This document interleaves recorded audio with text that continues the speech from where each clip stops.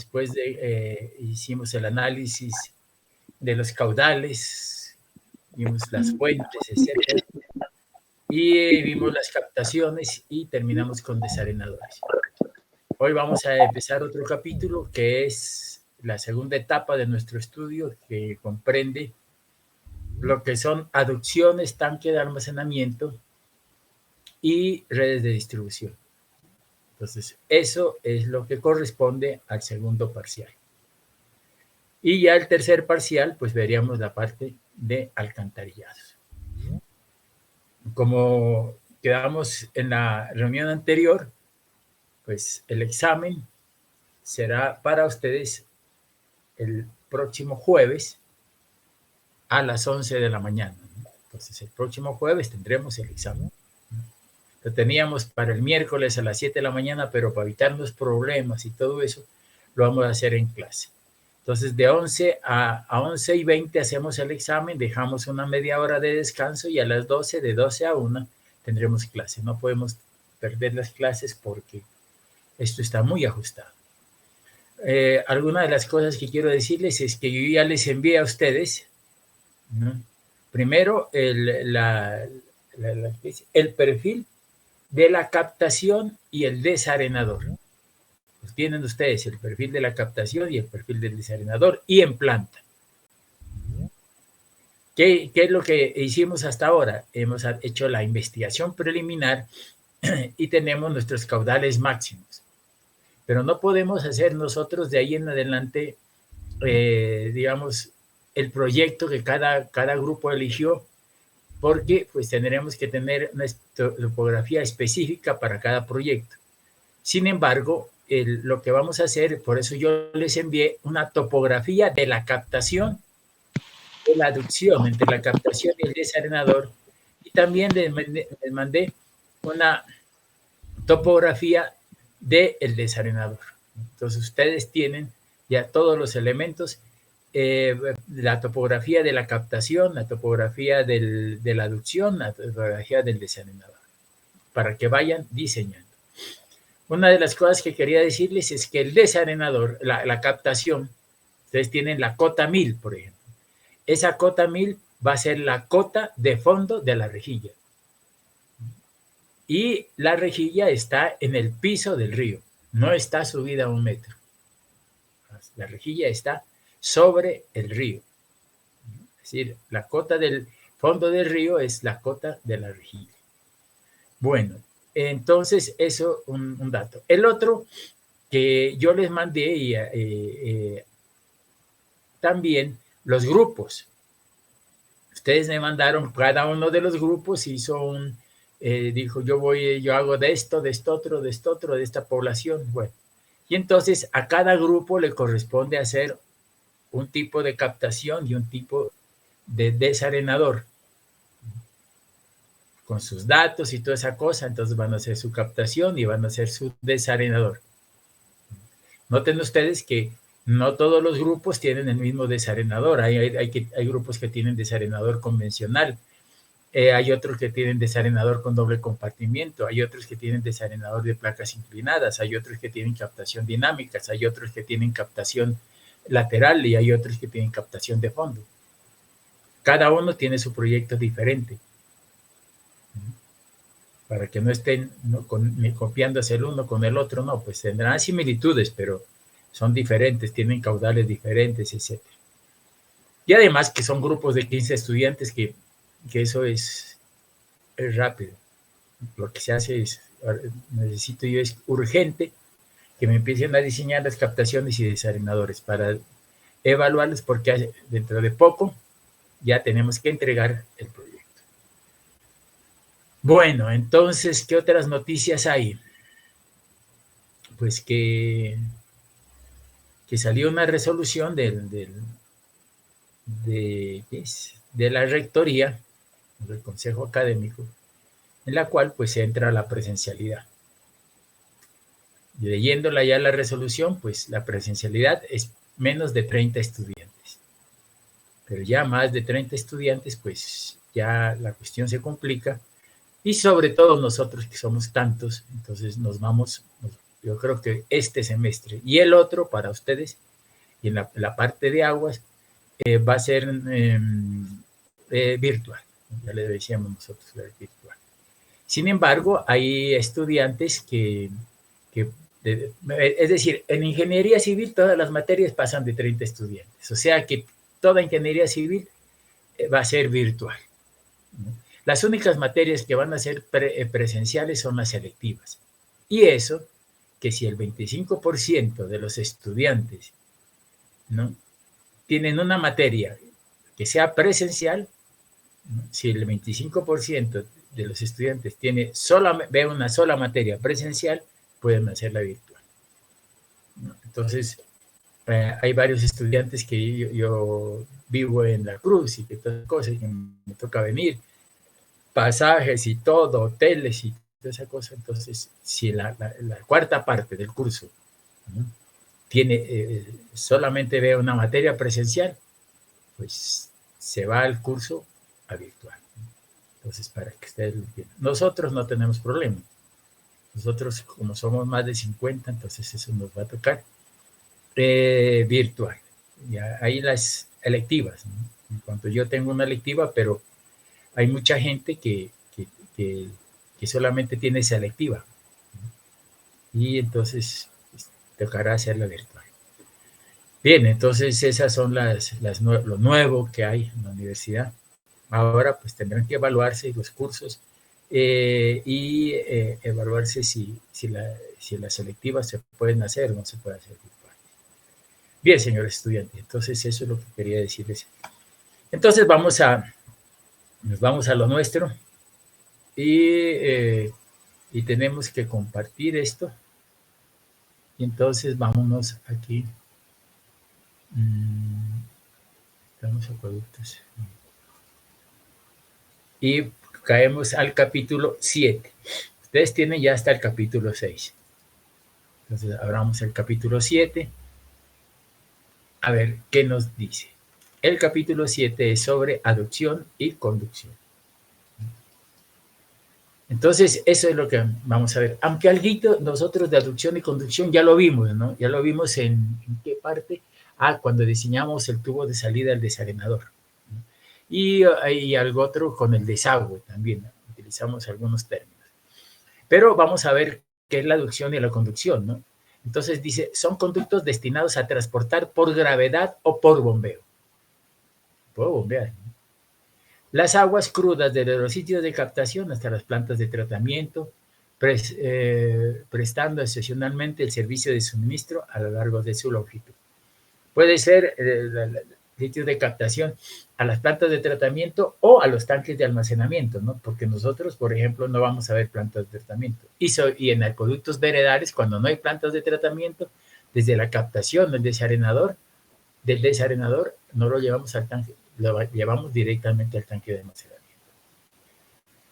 Bueno, entonces las líneas de conducción son aquellas destinadas a transportar el agua tratada desde la planta. Dice, las líneas de aducción, ¿no? Las líneas de aducción, vieron ustedes que dice aquí, las líneas de aducción se relacionan con aguas crudas. Entonces, son conducidas a transportar por gravedad las aguas crudas desde los sitios de captación hasta las plantas de tratamiento. Entonces, todo lo que sean aguas crudas son aducciones. Todo lo que sean aguas tratadas son conducciones. Entonces, aquí hay que hacer una diferenciación. Entonces, las líneas de conducción son aquellas destinadas a transportar el agua tratada. Aquí era el agua cruda. Desde la planta de tratamiento a los tanques de almacenamiento hasta la red de distribución, generalmente sin entrega de agua en ruta. Entonces, por eso vamos a hacer, ¿no?, aducción agua cruda, conducción agua tratada. Bueno, las aducciones pueden ser, dice, por escurrimiento libre, conductos cerrados a presión y aducciones mixtas. Entonces vamos a ver aducción por escurrimiento libre. Dice, ¿no? O sea, que vamos a aprovechar la diferencia de niveles y se va por escurrimiento libre. Entonces, estos pueden ser canales abiertos o conductos cerrados sin presión. Por ejemplo, la planta de tratamiento de Centenario, aquí en Pasto, es un canal abierto y es una adopción al canal abierto. Sin embargo, esta adopción al canal abierto pues, también puede ser conducto cerrado sin presión. Por ejemplo, un conducto cerrado sin presión son los alcantarillados. Los alcantarillados son conductos cerrados y el agua fluye, ¿no? Y el líquido está en contacto con la atmósfera. Entonces son conductos cerrados sin presión. La atmósfera está, ¿no?, en contacto con el líquido. Entonces son conductos. Entonces los alcantarillados son conductos cerrados sin presión. Pero en sistemas de aducción podemos hacer eso, ¿no? Canales abiertos, como le digo, esto lo hay en Centenarios aquí, conductos cerrados sin presión. Y conductos cerrados a presión. ¿Qué quiere decir? Que pueden ser por gravedad o por estaciones de bombeo. Por gravedad es que yo tengo un tanque arriba y llego, ¿no?, por esa diferencia de niveles, llego de un punto a otro. Entonces, esto es por gravedad. O sea, hay una energía en el punto de arriba que hace que el flujo se mueva hacia la parte de abajo, sin ningún elemento más que la gravedad. O sea, la diferencia de niveles hace que el sistema funcione. Y aquí, este sistema está, ¿no?, por gravedad. Entonces, este no es el alcantarillado, sino es un acueducto. El conducto cerrado es un conducto cerrado, pero con presión, ¿no? Si yo tengo algún tubo, ¿no?, por ahí, pues puede por ejemplo, este tubo tiene este es un conducto cerrado, está a presión. Si usted hace en cualquier punto de estos, usted hace un orificio, el agua sale un chisguete. Y si yo quiero, le meto un piezómetro, como los piezómetros que tenemos en el laboratorio de hidráulica, le meto un piezómetro en el tubo, el agua llegará hasta este punto. ¿Por qué? Porque el agua está sometida a una presión y puede llegar hasta este punto. ¿Y este punto cómo se llama? Línea piezométrica. Entonces el agua llega hasta aquí y entonces es línea piezométrica. ¿Para qué me sirve? Yo sé que todo lo que está debajo de esa línea piezométrica lo puedo yo alimentar desde esta tubería. Si aquí hay una vivienda, yo cojo aquí, le meto una conexión domiciliaria y el agua llega aquí. ¿Por qué? Porque está debajo de la adducción. Sin embargo, si yo tengo una casa acá, no me va a llegar el agua. ¿Por qué? Porque la casa está por encima de la línea piezométrica. Entonces, para mí esto es básico, el conocimiento del diámetro, la longitud de la tubería, pero también la presión, ¿no?, la línea piezométrica, para saber si yo puedo alimentar o no a las zonas que están por debajo o por encima. Entonces, vemos eso, ¿no? Conductos a presión. Entonces, miren ustedes, un tanque aquí y otro tanque aquí, alimentando un tanque al otro, ¿no? Por gravedad, no tiene ningún sistema de bombeo, sino por la diferencia de niveles H, yo alimento el sistema. Bueno, entonces tendríamos nosotros por gravedad, por ejemplo, aquí en el mismo Pasto, en el sistema de Mijitayo, pues hay un sistema a gravedad, ¿no? Hay un tanque arriba y alimentamos desde la captación al desarenador por medio de una tubería y está a gravedad. Otra manera con los conductos cerrados a presión son las estaciones de bombeo. ¿Para qué me sirve la estación de bombeo? Pues para subir el líquido de un nivel inferior a un nivel superior por medio de una estructura mecánica que transforma la energía potencial en energía cinética de velocidad. Y esa energía me sirve para subir el agua. Entonces, con eso puedo yo subir el agua de un nivel inferior a un nivel superior.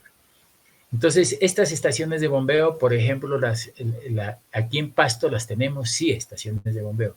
En Pasto hay lo que se llama el sistema de Río Bobo, donde se capta y se tiene una presa en Río Bobo.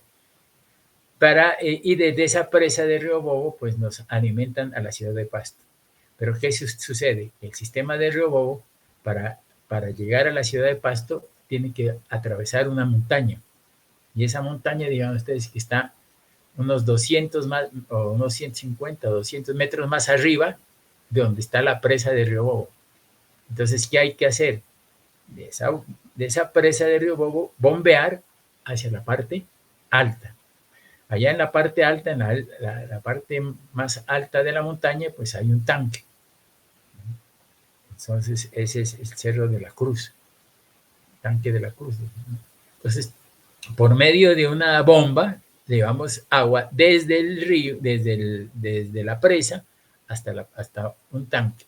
Entonces, ese sistema es por bombeo.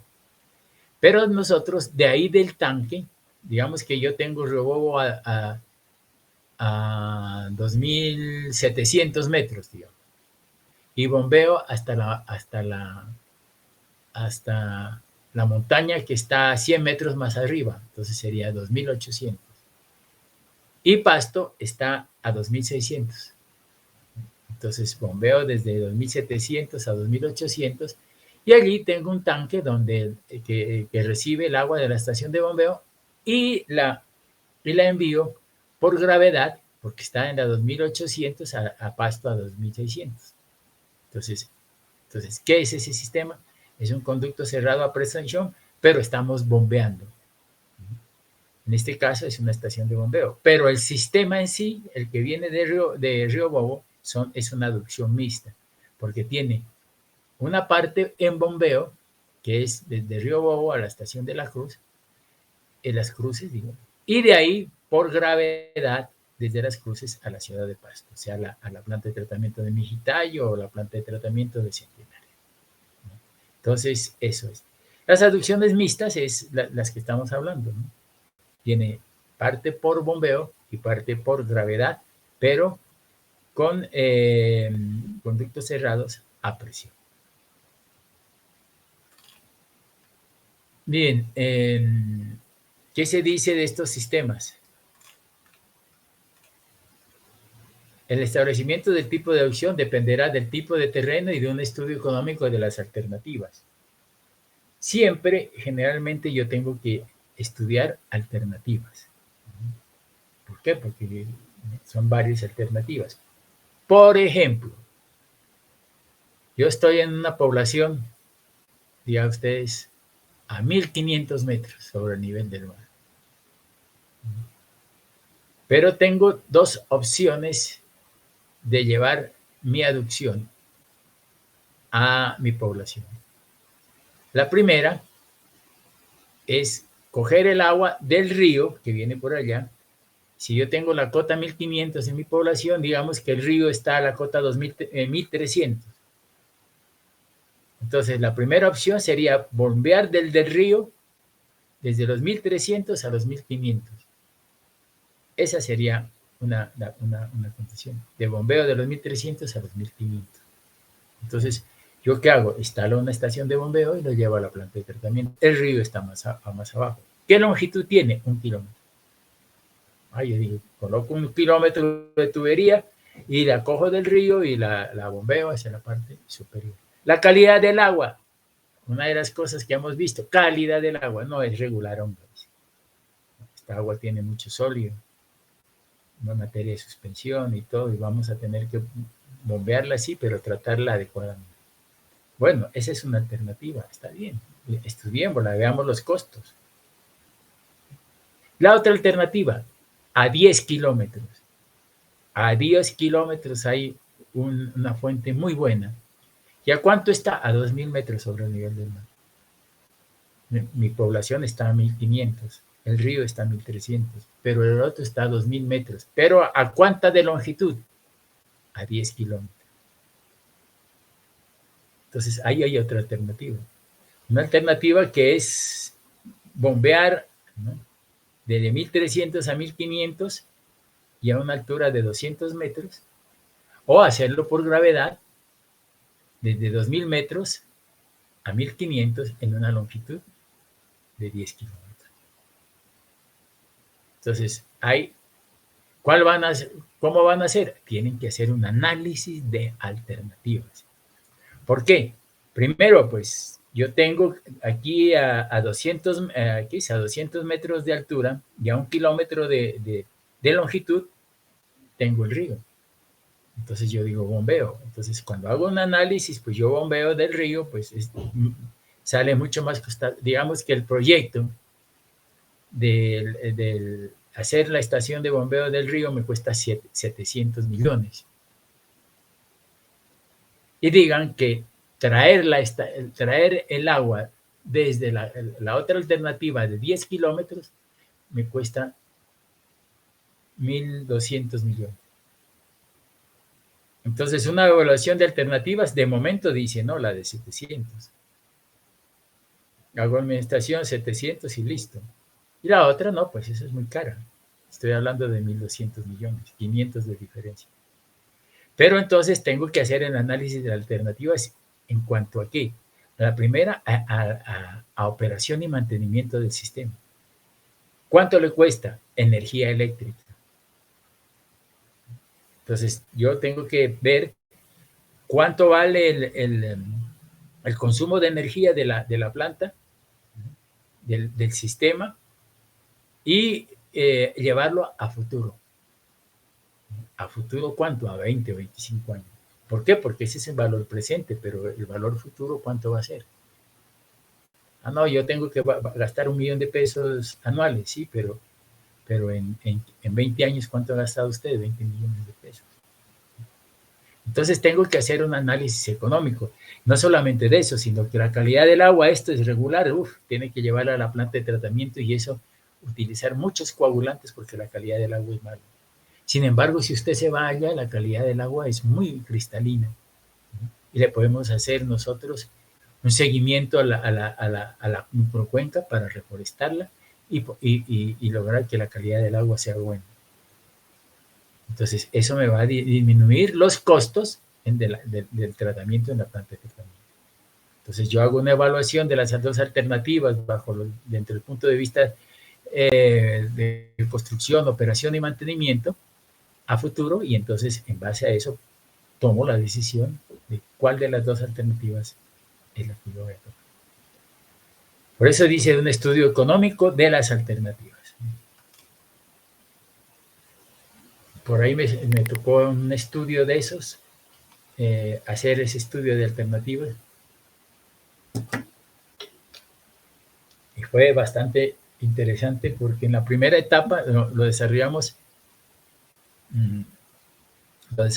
por etapas el proyecto. Entonces la primera etapa me daba que el sistema podía trabajar a gravedad. Digamos que eran 100 litros por segundo los que tenía que llevar. Pero en la primera etapa, 10 años, el sistema trabajaba por gravedad. Para 50 litros me pasaba la línea pesométrica y pasaba el límite. Pero en la segunda etapa, cuando yo tenía que bombear por el mismo tubo 100 litros por segundo, ya tenía que utilizar, la primera etapa era por gravedad, pero cuando el diámetro, el caudal que pasó fue mayor, entonces el sistema tenía que ser por bombeo, porque la piezométrica me estaba cortando la tubería. Y en ese caso tuvimos que hacer por bombeo. Entonces, la segunda etapa estaba contemplada por bombeo. La primera la hicimos por gravedad. Entonces, nos evitamos hacer todo por bombeo y la primera etapa lo hicimos por gravedad. Funcionó 10, 12 años, hasta que ya, si aumentábamos los caudales, tendríamos que bombear. Entonces, eso se hizo. Se hizo un tanque, se hizo y se bombeó. Pero se evitaron como 10 años de estar con sistemas de bombeo, si nosotros hubiéramos hecho uso de la alternativa básica que era siempre por bombeo. Entonces, esas son cuestiones que ya se van cogiendo y van experimentando. Ahora, en ese sistema que yo les estoy narrando, tocó hacer un túnel, ¿no? Y nos tocó hacer un túnel como de unos 100 o 150 metros. No, yo no pensaba, pero esa gente es extraordinaria. Hizo el túnel, ¿no? Había pasado por una montaña y lo hizo, con un diámetro de 1 metro, y pues pasamos un tubo de 16 pulgadas en toda esa zona. pero lo hizo. Yo no pensaba que la gente podía trabajar bajo esa situación. Bueno, condiciones generales. Los sistemas de aducción y condición deben contar con un cálculo hidráulico que cumple las condiciones operativas o de expansión. Por ejemplo, condiciones operativas. Yo en ese proyecto lo que le estoy diciendo es que el proyecto era para 100 litros por segundo, pero nosotros lo hicimos, la primera etapa lo hicimos para suplir el suministro de la localidad en 10 años. Pero a los 10 años teníamos que hacer la segunda etapa, o sea, que había expansión del servicio. Pero en esa segunda etapa ya nos tocaba hacer la estación de bombeo y bombear. Como referencia, el trazado sobre planos topográficos a escala adecuada de la conducción existente, si la hubiere, y de las alternativas de la aducción propuestas por el diseñador. En este caso, en el que estoy contando, las alternativas era la primera alternativa, meter el diámetro del conducto grande, pero para la segunda etapa, pero con un caudal pequeño. Entonces nos daban pérdidas de energía muy bajas y podíamos pasar directamente por donde el tramo crítico lo podíamos pasar directamente por gravedad. Ya cuando se aumentó el caudal, se aumentaron las pérdidas y entonces la piezométrica bajó y entonces ahí que tuvimos que hacer por bombeo. La elección del diámetro debe basarse en un estudio comparativo técnico-económico mediante las técnicas de optimización que hagan que el costo anual de la obra objeto de diseño sea mínimo. De todas formas, en la selección del diámetro se deben analizar las presiones de trabajo, la velocidad del flujo, la longitud de la línea de aducción y conducción y la estabilidad geotécnica del corredor correspondiente. Este es otro elemento importante, la estabilidad geotécnica. ¿Qué quiere decir esto? Que pues, hay que hacer análisis de geotecnia de la línea de aducción. Esto tiene que hacerse análisis de estabilidad. Porque si uno no hace un análisis de estabilidad, pasa como en otra localidad que tuvimos problemas. Mejor dicho, yo trabajé en la parte de las empresas de obras sanitarias de Nariño. Yo dirigía la parte técnica de la empresa y me topaba cada rato con esta serie de líos, ¿no? Y arreglar líos. Allá habían diseñado una aducción, ya la habían construido y a cada rato se dañaba esa conducción, ¿no? Esa aducción. Dañada. Ya teníamos el sitio donde era y siempre dañaba así. Ahí había una parte, digamos, una depresión geológica y eso a cada rato se estaba moviendo y cortaba la tubería, ya cada rato. Entonces, ¿qué nos tocó hacer en últimas? Al principio, pues se ponían uniones que se expandieran, pero después ya se tomó la determinación de cambiar el trazado, ¿no? Para evitar esa zona de erosión. Entonces tenemos que hacer un análisis de estabilidad de taludes para estos casos. Para conducciones con poblaciones mayores a 60.000 habitantes, los diseños hidráulicos se realizarán bajo criterio de diseño exhaustivo o optimizado. Entonces, hay que hacer un diseño optimizado al máximo. Diseño exhaustivo y hay que ver cuáles son las alternativas de diseño dentro del punto de vista de operación, mantenimiento, costos y de diseño hidráulico. La facilidad de ampliación debe tenerse en cuenta un estudio sobre la factibilidad de la ampliación de la aducción o conducción, considerando en general el trazado de la aducción debe ser suficientemente amplio para permitir las posibles ampliaciones futuras. Si yo ya tengo un tubo de 6 pulgadas, ya no me da abasto, pues yo puedo, al lado del tubo de 6, puedo meterle otro de 8, por ejemplo, y ya está allí. Pues, ¿no? O por ejemplo, en nuestro proyecto, que teníamos que hacer un tubo de 12 pulgadas, pero la primera etapa era para transportar un caudal mucho menor. Hubiéramos podido meterle un tubo de 6 pulgadas. Pero pensando en el futuro y las implicaciones, pues se metió para el tubo correspondiente a la segunda etapa, ¿no? Bueno, hay que ver la ampliación de las obras existentes, ¿no? Por ejemplo, en plantas de potabilización es muy común ampliar las instalaciones, ¿no? Entonces uno coge el sistema y lo optimiza y va viendo cada una de las operaciones unitarias y las va optimizando. Entonces puede ampliarlas, sí. Y eso es lo normal, ¿no? Ampliación de las obras. Recomendaciones de trazado, dice, hasta donde sea posible la aducción o conducción debe instalarse en terrenos de propiedad pública, evitando interferencias con instalaciones aeroportuarias, complejos industriales, vías de trabajo intenso, redes eléctricas. En particular, debe cumplirse los siguientes requisitos, ¿no? Entonces, miren ustedes, es propiedad pública. Evitar al máximo, ¿no?, la propiedad privada.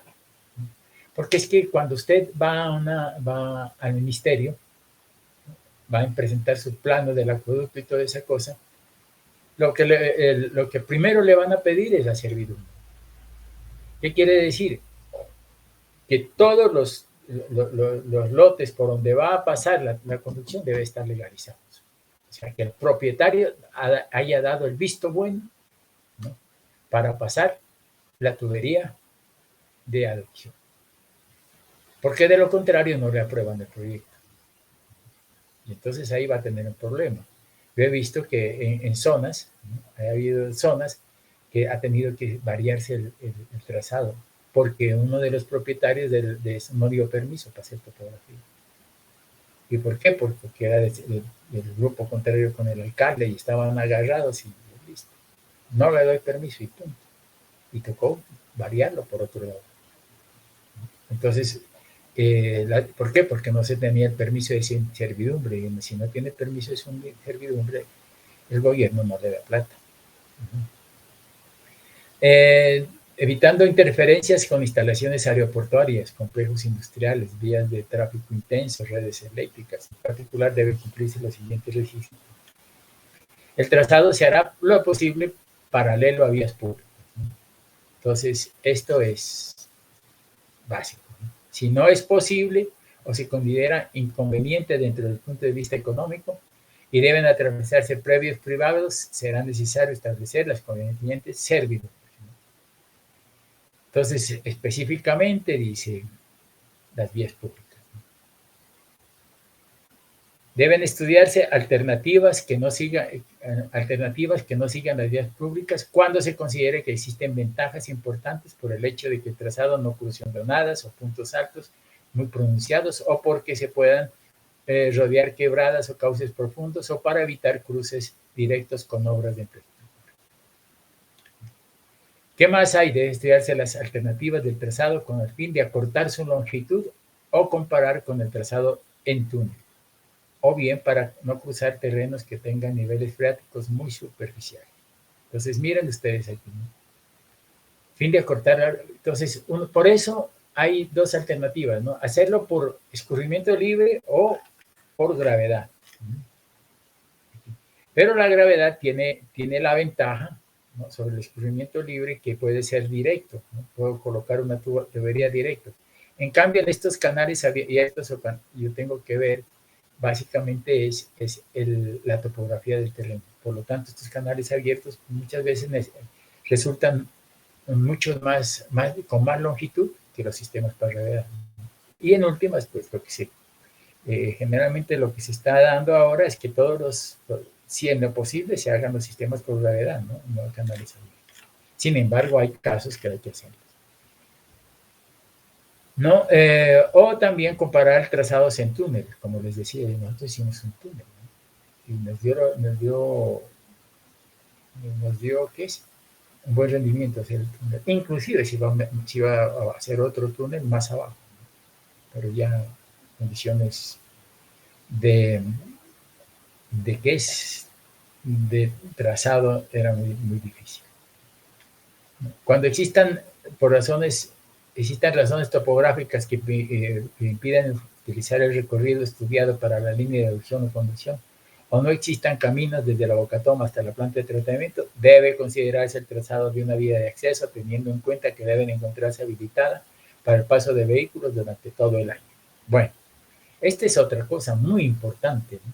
Cuando usted va a diseñar su aducción en la topografía, debe de saber que la aducción no solamente es meter el tubo, no, esa tiene una serie de elementos hidráulicos, como son las válvulas purgas, las ventosas, las válvulas de compuerta, etcétera. Y el operador tiene que estar continuamente, ¿no? Monitoreando o recorriendo la aducción. Por lo tanto, en esa aducción tenemos que hacer vías, ¿no? para poder tener acceso a esa aducción, o sea, que el operador pues, tenga una vía paralela a la aducción, ¿no? Que haga que continuamente pueda ir a hacer operación de mantenimiento a esas válvulas. ¿Qué tal es una aducción en un precipicio? Pues no, tiene que variarse, pues sacarse a una zona donde el operador pueda pasar por esa aducción. Hace poquito, en un proyecto que me tocó evaluar, pues la Huacatoma estaba en el río Patía, y el proyecto era como a 300 metros o 400 metros más alto del río. Y tuvimos que venirnos. ¿Y qué tenían ellos? Una vía, claro que tenían. Era un sistema con bombas. Del río sacaban bombas, iban bombeando. Tres tipos de bombeo. Uno llegaba a un punto, después a otro y después arriba. Pero tenían una vía de acceso. Inclusive se utilizaba mucho en esa vía las motos, ¿no? A mí me tocó subirme en una moto de esas para subir y bajar. Pero tiene que tener vía de acceso directa. ¿Por qué? Porque hay que hacer la operación. Para la selección del trazado definitivo de la aducción deben considerarse, además del análisis económico y la vida útil del proyecto, los siguientes factores. Que en lo posible, la aducción sea cerrada y a presión. ¿Por qué? Porque es más directa. Que el trazado de la línea sea lo más directo posible entre la fuente y la planta de tratamiento o entre la fuente y la red de distribución. Que el trazado evite aquellos tramos que se consideren extremadamente difíciles o inaccesibles. Ojo esto. El trazado definitivo debe garantizar que la línea piezométrica sea positiva y que en ninguna zona se cruce con la tubería, con el fin de evitar presiones manométricas negativas que representen un peligro de colapso en la tubería por aplastamientos o zonas con posibilidades altas de cavitación. Veamos este ejemplo. Vamos a ver si por aquí me consigo un tubo.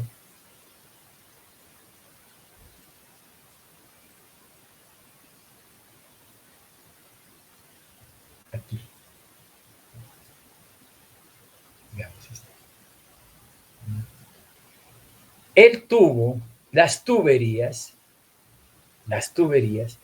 tienen que estar debajo de la línea piezométrica. O sea, esta línea que es la piezométrica, ¿cómo construimos esta línea piezométrica?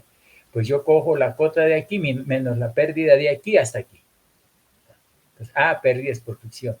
Y aquí cojo de aquí a aquí, pero es que aquí hay un aditamento. Entonces digo, pérdidas por fricción más pérdidas por aditamentos me da este punto. Y esta es la cota piezométrica. Esta es mi cota piezométrica y esta es mi cota de la tubería. La diferencia de estos niveles será la presión. Y la presión quiere decir que si yo cojo aquí y pongo un tubo plástico, el tubo plástico, el agua me va a subir hasta este punto. Entonces, como estábamos hablando, la línea piezométrica, por ejemplo, yo no podría hacer esta montaña aquí y subirme aquí, porque la línea piezométrica me está cortando la tubería. Y cuando me corta la línea piezométrica la tubería, se me generan presiones negativas y el tubo puede fallar ya no por tensión, como está trabajando, porque está a presión, no por tensión, sino que puede fallar por compresión. Entonces, nunca puede, en una aducción, nunca puede el tubo cortar la línea piezométrica. Es más, la diferencia entre la cota clave del tubo y la cota piezométrica debe ser mínimo esta diferencia de 5 metros. Entonces, no puede cortar la tubería, la línea piezométrica. Ese es un dato que ya tengo. Y la diferencia entre la cota del tubo y la piezométrica, mínimo 5 metros. Entonces, eso debo de tenerlo en cuenta para mi diseño.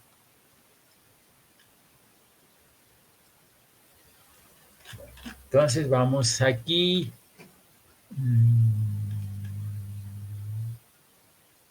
Bueno, debe evitarse trazados que impliquen presiones excesivas que puedan llegar a afectar la seguridad de la aducción.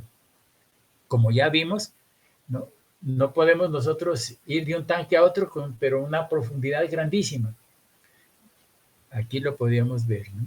A ver, tramos que pendiente.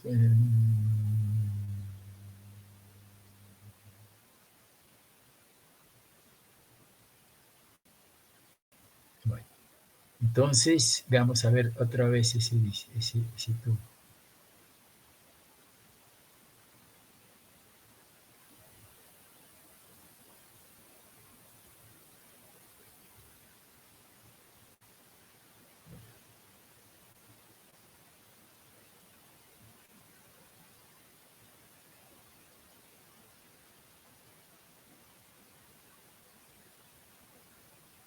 Ah, ¿dónde está este tubo?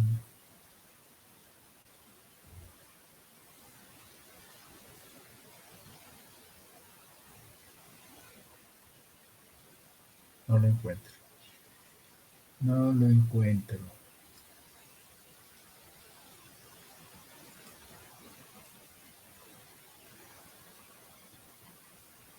Vamos a ver por acá.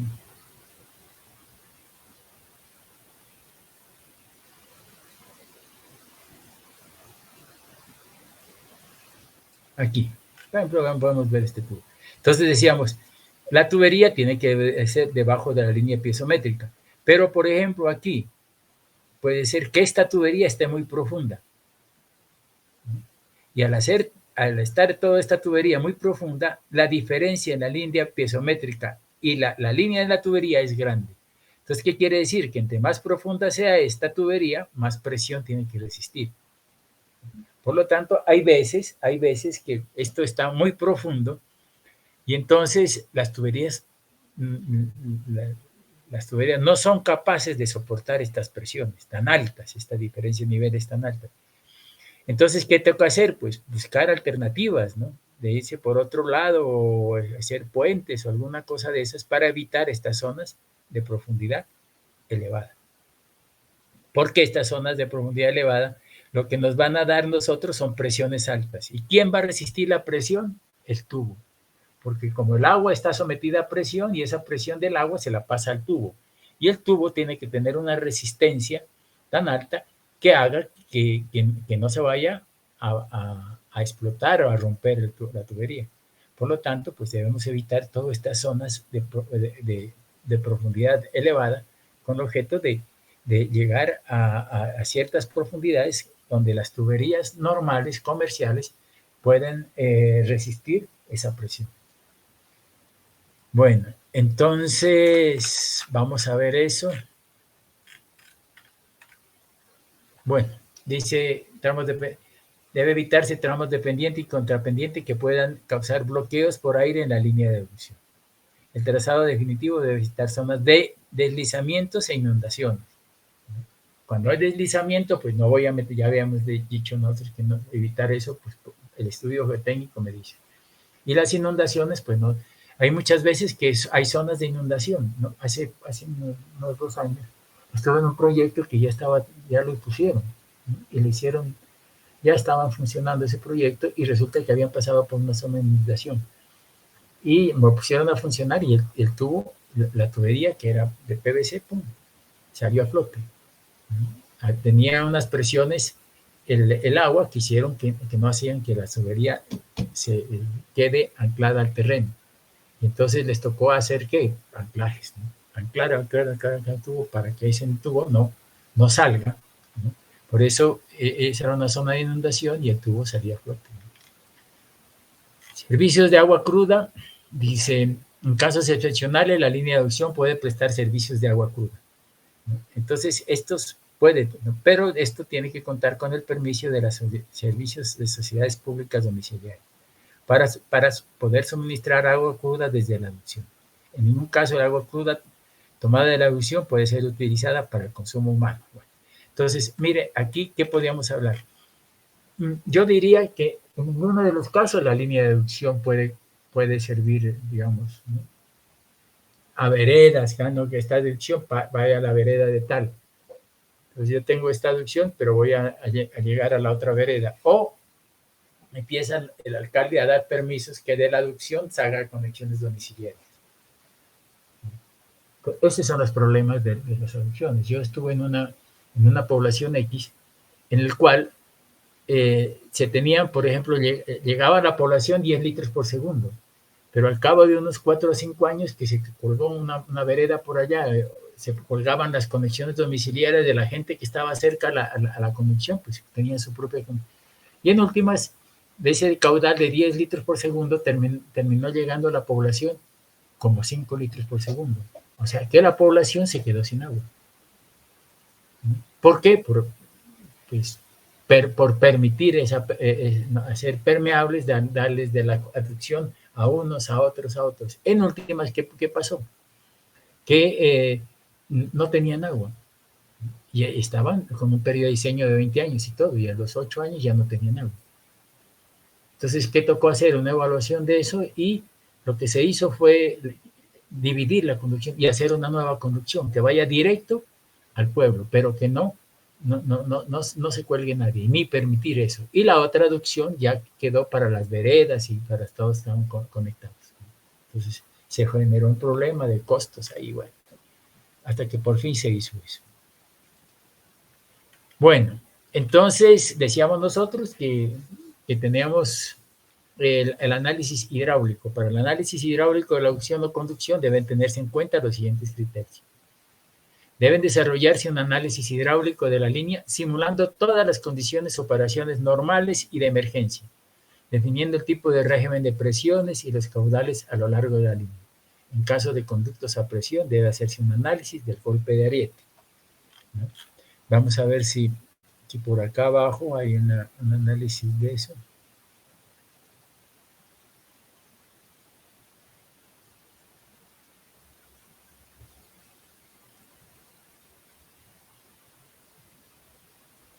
Bien, un análisis que se hizo aquí, me parece.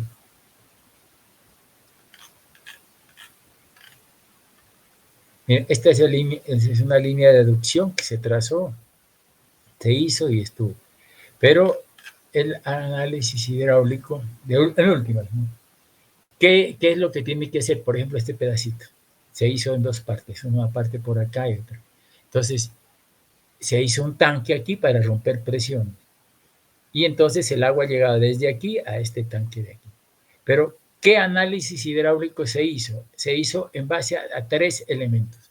Aquí, cuando el conducto estaba funcionando normalmente, entonces aquí había unas presiones. Aquí, ¿cuál es la presión en el punto 5? Pues es la diferencia de niveles entre este punto y este punto. ¿Qué quiere decir? ¿No? Que todo lo que esté por debajo de aquí, pues puede ser alimentado, lo que está por fuera no. Entonces, esa es la primera cota piezométrica. Segundo, aquí hay una cota estática, que corresponde a los niveles. Si yo tengo una válvula aquí y cierro lentamente esta válvula, el agua va a venir hasta aquí.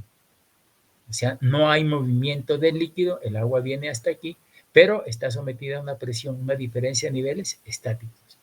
La tubería tiene que resistir, entonces, no solamente los niveles piezométricos, sino más la diferencia de niveles entre este y son niveles estáticos. Y el tercer elemento, ¿qué pasaría si aquí hay una válvula y la cierro rápidamente? Al cerrarte rápidamente esta válvula se genera esta sobrepresión debido al golpe de ariete. Entonces tenemos que calcular este golpe de ariete para ver, ¿no? Por ejemplo, esta tubería, el punto 5, si se cierra rápidamente, el agua llega aquí, pasa hasta aquí y va hasta acá. Lo que sucede es que aquí hay este nivel y este nivel. Entonces, la altura que tiene que resistir la tubería no es la altura piezométrica ni la estática, sino la altura debida al golpe de ariete, o sea, desde este punto al punto 5. Entonces, miren ustedes cómo estoy estudiando, haciendo el análisis del mismo sector bajo 3 elementos: la línea piezométrica, la línea estática y la línea transiente, o sea, la línea piezométrica. Porque si yo tengo este punto y tengo este punto, pues yo la diferencia de niveles tengo una presión. Entonces yo puedo decir, ver si este punto 5, si hay tubería capaz de resistir esta presión que le da desde este punto a este punto. Entonces tengo un perfil de la línea de aducción. Aquí hemos hecho 2 perfiles, ¿no? Hemos dividido esta zona y ya les contaré por qué. Pero veremos eso posteriormente. Pero lo que yo quería que se analice es las líneas cómo van, ¿no?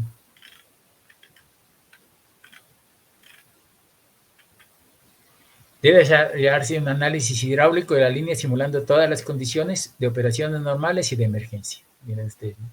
Definiendo el régimen de presiones y caudales a lo largo de la línea. En caso de conductos a presión debe hacerse un análisis del golpe de ariete. Porque yo decía, ¿qué tal si cierro en esta válvula que está aquí la válvula? Entonces se genera un golpe de ariete. Pues la presión que tiene que tener, la resistencia que tiene que tener el tubo en el punto 5 era igual a diferencias estáticos más la sobrepresión debido al golpe de ariete. En el caso en que se considere necesario el uso de canales abiertos, deben calcularse las pérdidas por evaporación. Si el canal se construye sin revestimiento, la capacidad de la conducción debe aumentarse teniendo en cuenta las pérdidas por infiltración. Entonces, en este caso, pues yo tengo que calcular no solamente el caudal que llega a la tubería, sino cuál es el caudal por infiltración. Y si a mí me dicen, cuando yo diseño un canal, entonces yo tengo que tener 2 condiciones importantes.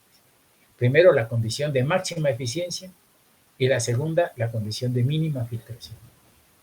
Entonces, yo, por ejemplo, un canal de sección rectangular, le digo, la máxima eficiencia es cuando el ancho es el doble de la altura en un canal de sección rectangular. Entonces, esa es la sección de máxima. Y tengo una sección de mínima filtración, o sea, cuál es la altura del agua que con el material que tiene el canal, yo puedo tener la mínima filtración. Esos son 2 elementos que debieron haber estudiado en mi bueno, el conducto de la planta debe estar construido de tramos rectos, segmentos rectos, acompañados por una curva o tramos curvos, pero el perfil estará preferiblemente construido por tramos rectos. Bueno, facilidad de acceso, ya habíamos hablado, ¿no? Protección contra la contaminación, ¿no? Dice, debe tenerse especial cuidado con la posible contaminación de aguas en los conductos de la aducción. Entonces, por ejemplo, nosotros aquí, ¿no? En Pasto, tenemos la aducción que va desde San Fernando, que es la captación, hasta la planta de tratamiento. Sin embargo, el sistema es por canal abierto, ¿no? Es un canal de sección rectangular. Canal abierto de sección rectangular. Pero el problema de ese canal, no sé si ahora lo han solucionado, pero hasta hace poco yo fui y no estaba abierto. Es que no debe ser canal abierto, sino quedar cubierto. Ese canal no puede estar descubierto como lo tenían anteriormente. Es mejor dicho, es que aquí en Pasto se hace, aquí es ideal para ver las cosas que se hacen mal hechas. Eso sí es, aquí es, son campeones mundiales y en Pasto son peores, ¿no? La otra vez me invitaron fuimos con algunos estudiantes y me dijo una periodista que tenía en Popasto y me dijo, ¿y usted qué opina de Popasto? Le dije, pésimo. ¿Por qué? Le dije, porque casi todas las cosas se revés. Entonces me dijo, ¿y me podía determinar exactamente? Sí, le dije, mire, véalo en la planta de Centenario. Allí botan, cogen, limpian el agua, se ganan la plata, vengan para acá y botan los lodos, los botan al río. En la planta de Mijitayo también cogen los lodos y pum, y los botan al río. Los lodos tienen que tratarlos y hay un sistema de tratamiento que deben hacer eso. Y los lodos de Mijitayo deben tratarlos y todo. No, pero es que acá no, es que en el futuro sí lo harán. No, señor, usted debe hacerlo. Y ese es el cuento de todos los gerentes cuando salen. No, si dejamos ya ahí en el presupuesto para el futuro que se meta esa plata también. No, sí. El futuro viene hace 10, 15, 20 años. Entonces me dijo, tiene toda la razón. Más bien no le hago su reportaje. Bueno, esto también, por ejemplo, ese canal abierto no puede estar en canal abierto. Tiene que ser por eso le puse, debe quedar cubierto. Vulnerabilidad y confiabilidad. Hay obras que son vulnerables y tiene que estudiarse el grado de confiabilidad.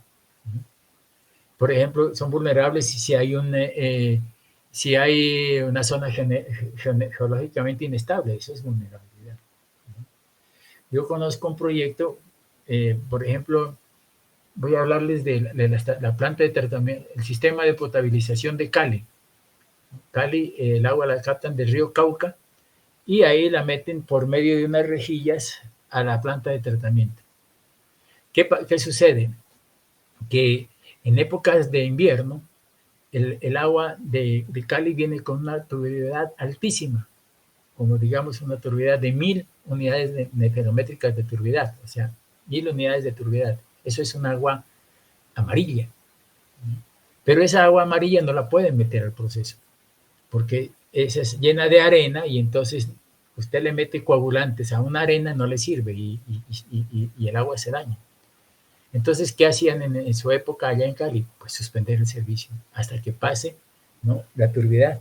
Y mientras eso, pues la población se quedaba sin agua. Tenían agua el río de no sé qué, 6 horas, 5 horas, y ¿no? De pronto alimentaban por el sistema de San Fernando, pero acá de la planta de tratamiento de Puerto Mayarino no podían.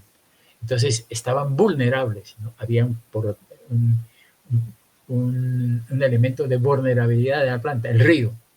Entonces, ¿qué hicieron para superar esa vulnerabilidad? Pues hicieron al lado de la planta, como tenían terreno, le hicieron a la planta unas lagunas, ¿no? Unas lagunas. Entonces, ¿qué hacen ellos? Pues cuando el río está en condiciones normales, llenan las lagunas de agua y ahí la tienen reservada. ¿Con qué objeto? Con el objeto de cuando llueve y llegan las turbidez altísimas, entonces ellos pasan el agua de la laguna y llegan al sistema de tratamiento.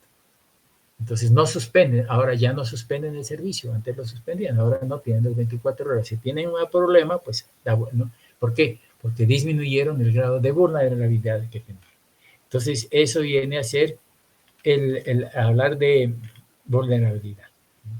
Bueno, ¿qué más? Derivaciones de agua cruda, decíamos nosotros que en los casos que la Superintendencia de Servicios Públicos Domiciliarios permita el uso de agua cruda, desde una aducción, el cálculo hidráulico debe contemplar los caudales adicionales debido a dicha derivación.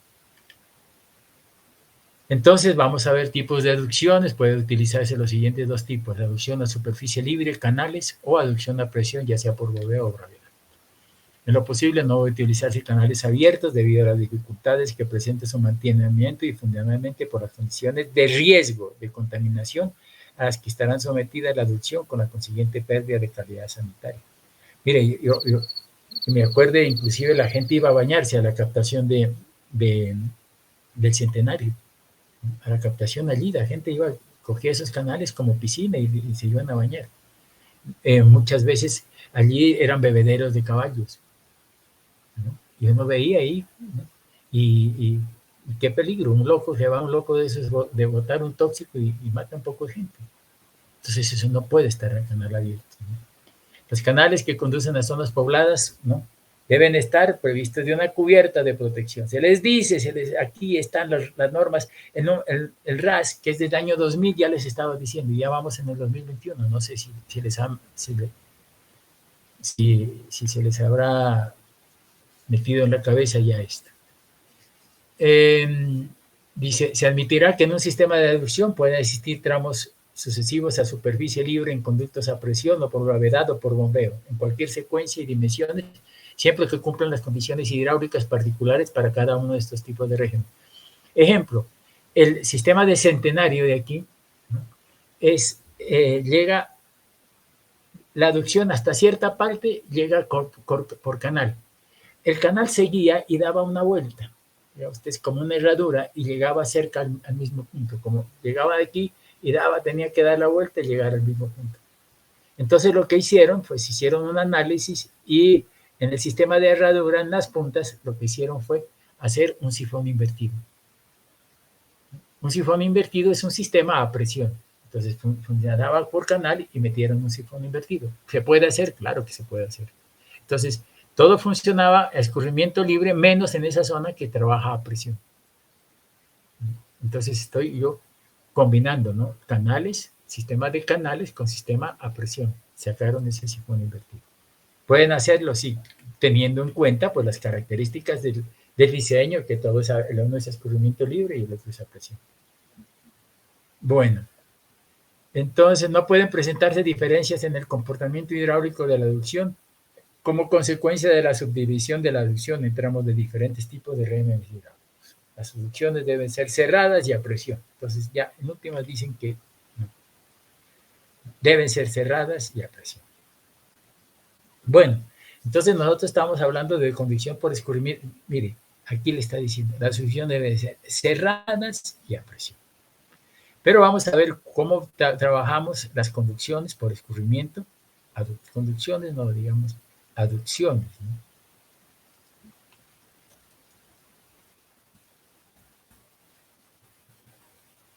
Escurrimiento libre. Entonces, cuando estoy hablando de conducción por escurrimiento libre, es que puedo hacer canal, tuberías y todo, pero que operan bajo la acción de la gravedad. Y el líquido está en contacto con la atmósfera.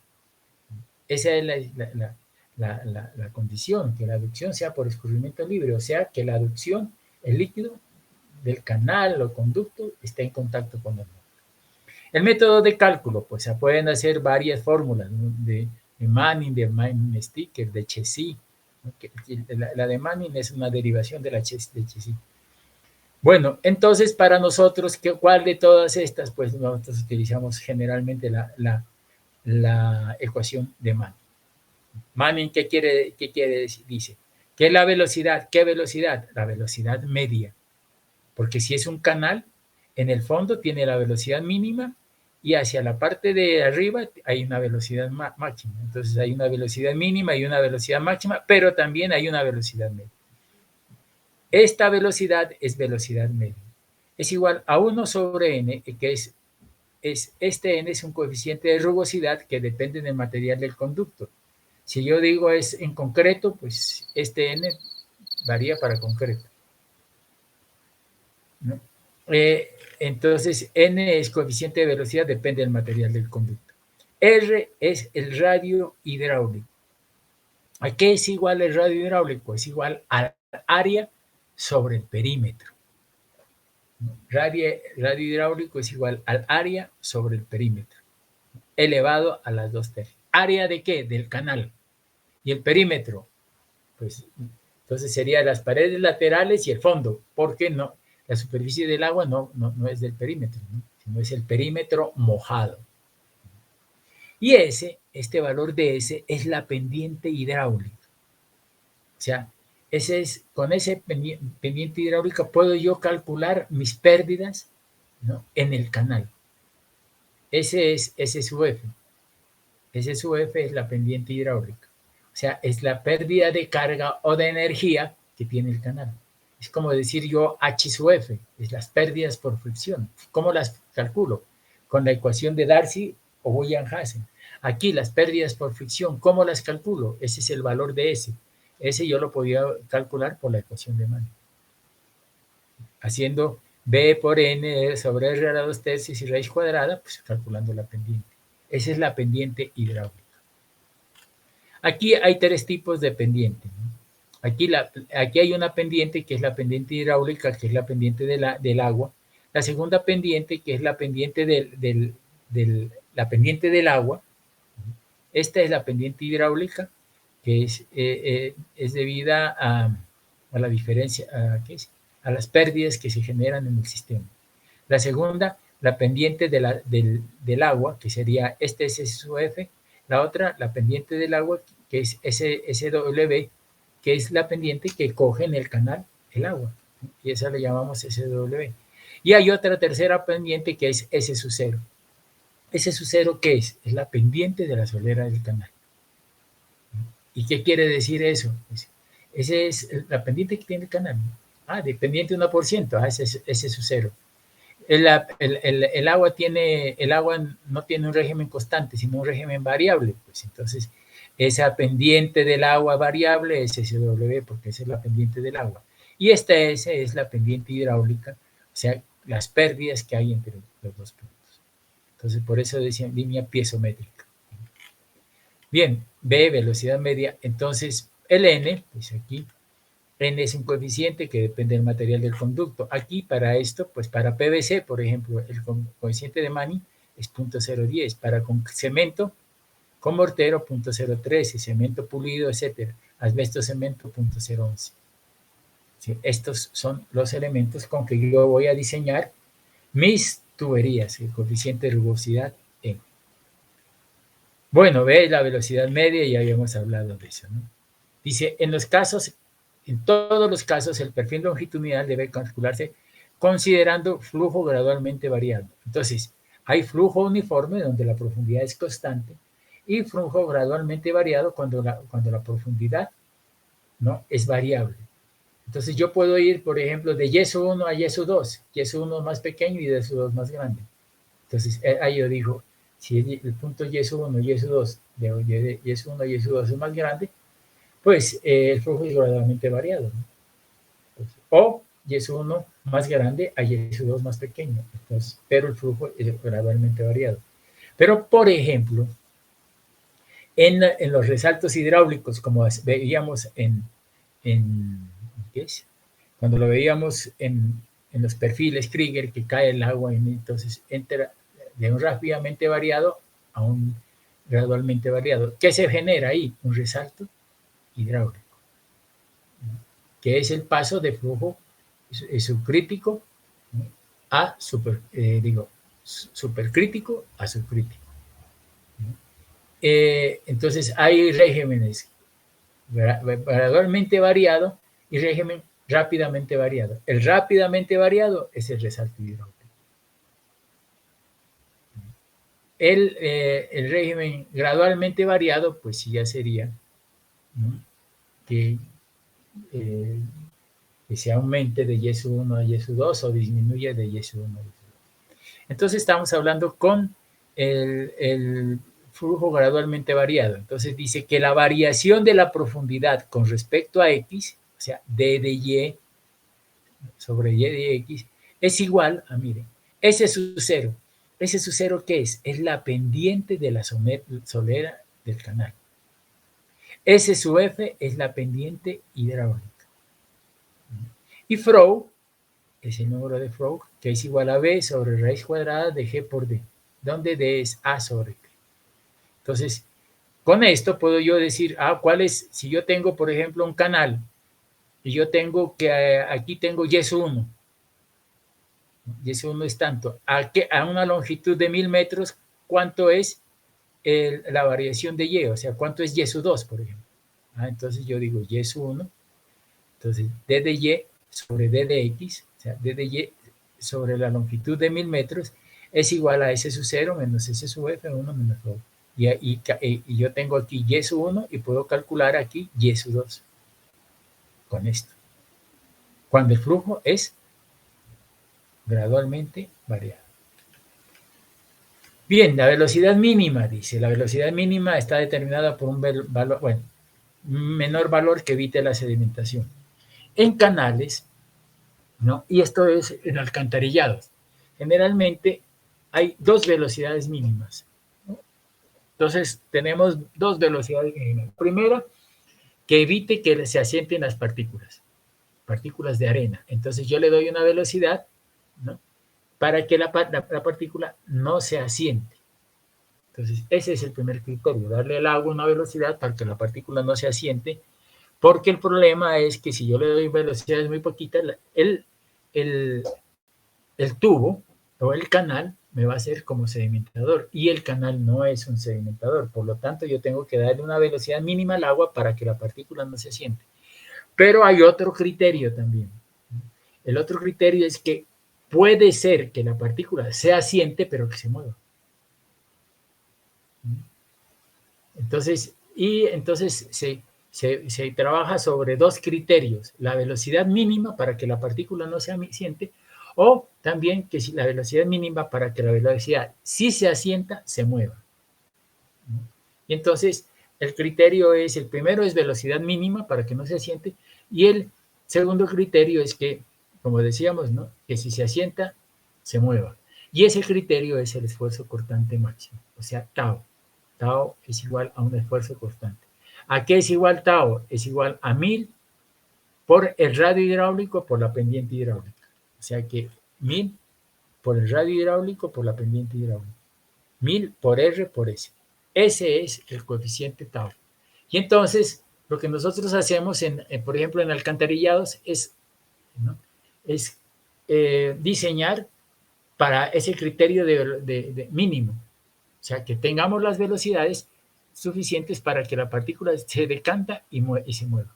Entonces, eso es el nuevo criterio que se está implementando. El anterior criterio era de velocidad de la partícula que iba en el agua. El otro es de la velocidad yéndose al agua, pero que se mueva.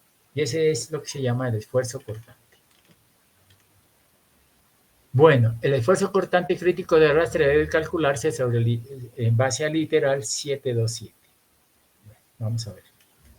La velocidad máxima, ¿no? Dependerá del caudal, ¿no? Que esta mueva, dice, del medio del radio hidráulico y del material de las paredes. Además, debe tenerse en cuenta los siguientes requisitos. La velocidad máxima de los canales de aducción dependerá del riesgo de erosión que ésta pueda sufrir. ¿Quién puede sufrir? Los canales. Por ejemplo, no podemos ponerle mucha velocidad cuando el canal se entierra. Mucha velocidad, ¿por qué? Porque ahí mismo daña el talud, ¿no? Entonces hay que limitar la velocidad máxima dependiendo de los taludes, ¿no? De las características del suelo. Sin embargo, yo puedo darle muchas más velocidades si la tubería es de concreto y muchas más velocidades máximas si la tubería es de plástico. Entonces dice, en los canales dependerá del riesgo.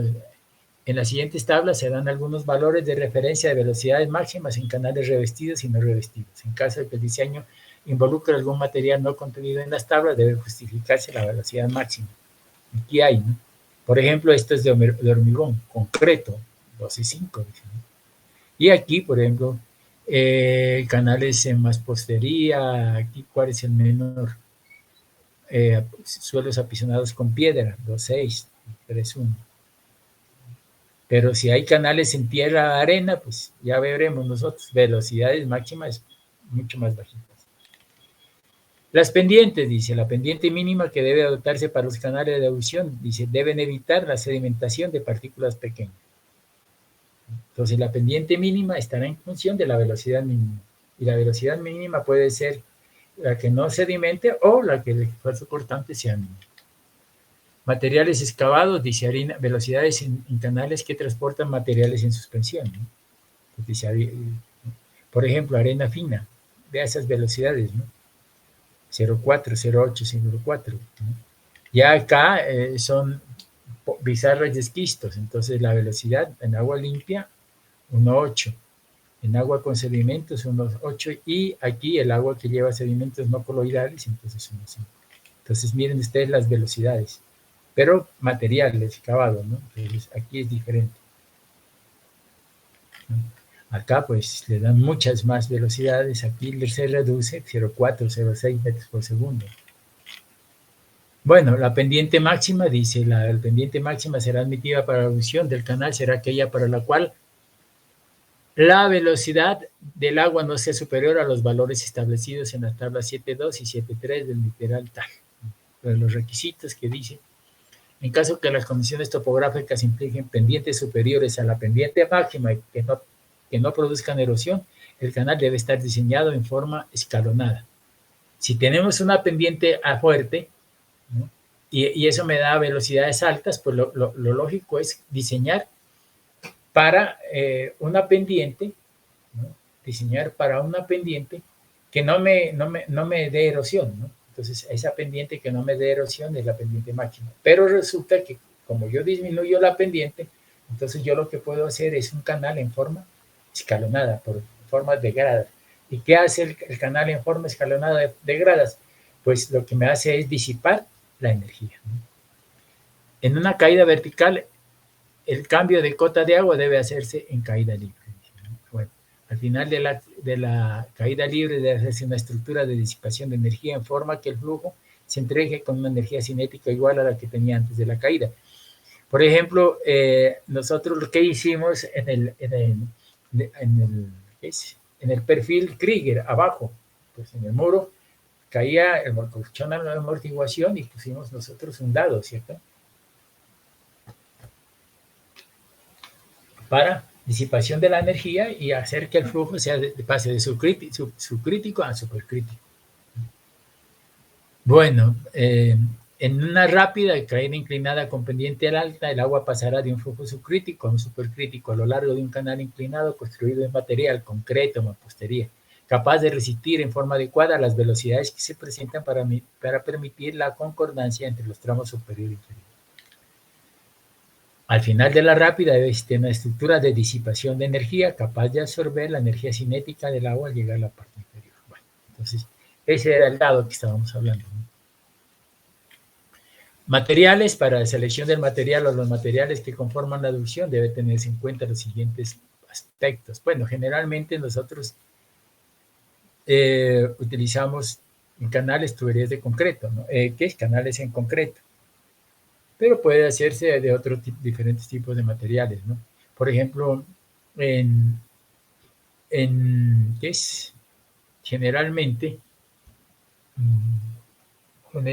los materiales y canales son en concreto, pero por ejemplo en el Centenario es en ladrillo, ¿no? Canales en ladrillo, canales en concreto. Pero últimamente ya lo que se está utilizando es canales plásticos, ¿no? Y entonces ya se empiezan a hablar de canales de sección, de diferentes secciones, de sección rectangular o sección circular o sección trapezoidal. Generalmente los grandes canales se hacen trapezoidales, ¿no? Bueno, tenemos una cosita muy importante aquí, que vamos a verla en esta fórmula de mano.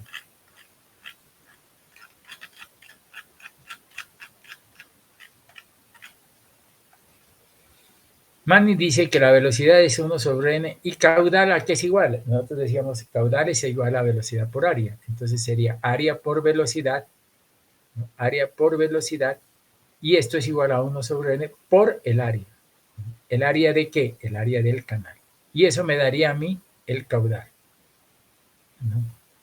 Entonces tenemos algunas cosas muy importantes. Por ejemplo, que si yo tengo una área constante, ¿no?, y una velocidad constante, el caudal es inversamente proporcional a n. O sea, que entre más el n sea más liso, ¿no?, entonces entre menos coeficiente de rugosidad tenga, el caudal es mayor. Entonces, menos rugosidad aquí, PVC. Entonces, ¿qué quiere decir? Que entre menos rugosidad tenga, el caudal, ¿no?, del tubo va a ser mayor. Por ejemplo, digo yo, si yo tengo un tubo de PVC de 8 pulgadas, ¿no?, y me transporta un caudal de 50 litros por segundo, y este N es de asbesto cemento, entonces yo diría, el asbesto cemento, a ver, cemento pulido, bueno, pues, asbesto cemento sería, a ver, póngale cemento pulido, 0.011, y el PVC 0.010, o sea, PVC es más liso. Entonces, como este valor de N es menor, el caudal, que es directamente proporcional a la velocidad, es mayor. O sea que una tubería de PVC de 8 pulgadas, PVC, me transporta más caudal que una tubería de asbesto cemento 8 pulgadas. Ese es un punto muy importante aquí, que la rugosidad es un factor importantísimo para el transporte de un caudal. Si yo tengo un tubo de 8 pulgadas PVC y transporta un caudal de 50 litros por segundo, pues si yo tengo otro tubo de asbesto cemento, el asbesto cemento no me va a transportar el mismo caudal, tiene que transportarme menos. ¿Por qué? ¿No? Porque este es mayor, y al ser mayor el N, el caudal es menor. Y eso tenemos que tenerlo en cuenta para diseños, sobre todo de canales. Bueno, ¿qué más podemos saber? Bueno, esfuerzo cortante, no lo vamos a ver mucho esto, ¿no?, porque yo diría que este esfuerzos cortantes viene en Newton por metros cuadrados, ¿no? Pero diríamos que que el esfuerzo cortante, por ejemplo, lo vamos a ver nosotros en tuberías. Por eso no lo... ¿Cuánto es el esfuerzo cortante? Es igual a 1000, decíamos nosotros. El esfuerzo cortante es igual a 1000 por el radio hidráulico por la pendiente hidráulica. Entonces, yo ese valor, esa ecuación la empleo y no estos diferentes tipos de condiciones que ponen aquí, ¿no? Sino que yo empleo la fórmula de esfuerzo cortante es igual a 1000 por R por S y lo comparo con el esfuerzo cortante mínimo, ¿no?, que ya está determinado por normas. Entonces, si ese esfuerzo cortante es mayor que el mínimo, pues no tengo problemas, la partícula va a ser arrastrada. Pero si el esfuerzo cortante es menor que el valor de esfuerzo cortante mínimo, la partícula no va a ser arrastrada. Y entonces, ¿qué tengo que hacer? Darle más pendiente para que la partícula, el agua coja más velocidad y me mueva la partícula. Entonces, por eso no vamos a trabajar sobre esos esfuerzos cortantes, pero lo vamos a hacer, no lo vamos a hacer aquí, pero lo vamos a hacer en alcantarillados, ¿no? Vamos a trabajar esos esfuerzos. La inclinación de los taludes, pues dice roca compacta, mira, 1,4, 1,2, 3/4, 1, ¿no? Grava gruesa, ¿no? Inclinación, corte o terraplén, entonces aquí están los diferentes. Tierra ordinaria, los taludes laterales, ¿no? Inclinación horizontal y vertical, ¿no? Entonces 1,2, ¿no? Corte 1,4, o si es terraplén. Las pérdidas de cabeza, ¿no? Entonces esto en cuanto a la inclinación de los taludes, ¿no?, de acuerdo al tipo de terreno. Bueno, dice, durante el diseño de los canales de aducción deben tenerse en cuenta los coeficientes de pérdida menores en los siguientes casos. Bueno, pérdidas menores. ¿Qué tenemos? Por ejemplo, si yo tengo un codo de esos PVC de media pulgada, pues, ustedes lo ven en el codo, el radio es corto, ¿no? Tendría yo, ¿no?, es un radio cortísimo. Si yo hago un radio allí es corto. Pero si yo tengo un tubo de 2 pulgadas, yo lo puedo hacer de radio grande. Yo puedo hacer de radio corto o de radio largo, ¿no? Entonces, cuando yo hago un codo de radio corto, pues se me va a generar mucha turbulencia. Pero si yo cojo un codo y lo hago de radio largo, la turbulencia va a ser menor y las pérdidas van a ser menores, ¿no? Generalmente, en canales, lo que yo hago es generar en las curvas, sobre todo en las curvas, no volteo, digamos, ¿no?, directo, sino que yo llego, digamos, recto, hago una curva, pero de un radio largo y salgo por el otro lado. ¿Qué hace eso? Pues eso me disminuye las pérdidas, ¿cierto? Porque no es lo mismo llegar yo allí con un radio corto y voltear, que eso me da pérdidas grandes, que hacerle suavizar la curva y salir con otra, salir con otra, salir de un punto a otro. Entonces, eso me da una pérdida de cabeza menor. Cuando el trazado de planta del canal de aducción esté constituido por tramos curvos con un radio de curvatura inferior a 20 veces el radio hidráulico, entonces toca, ¿no?, debe dimensionarse el canal considerando la pérdida de cabeza, ¿no?, que la curvatura pueda ocasionar. Entonces, si ese radio hidráulico es inferior a veces, el radio es inferior a veces 20 veces el radio hidráulico, entonces yo tengo que calcular las pérdidas por curvatura. Sin embargo, para radios hidráulicos más grandes, la pérdida por curvatura se disminuye, ¿no?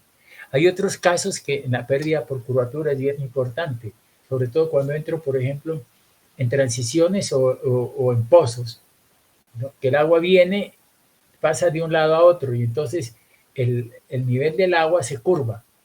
Y entonces tenemos que tener en cuenta la altura de la curvatura de la lámina de agua, porque si no se nos puede estar botando, ¿no? Entonces, esos son transiciones de tipo especial. También debe evitarse el régimen de flujos que se aproximen al estado. Bueno, aquí hay otra cosa que dice, en cambios de sección no se permitirá perfiles de agua irregulares con puntos angulares que produzcan perturbaciones. También debe evitarse los regímenes de flujo que se aproximen al estado crítico, con el fin de evitar que se produzcan resaltos que perturben el flujo.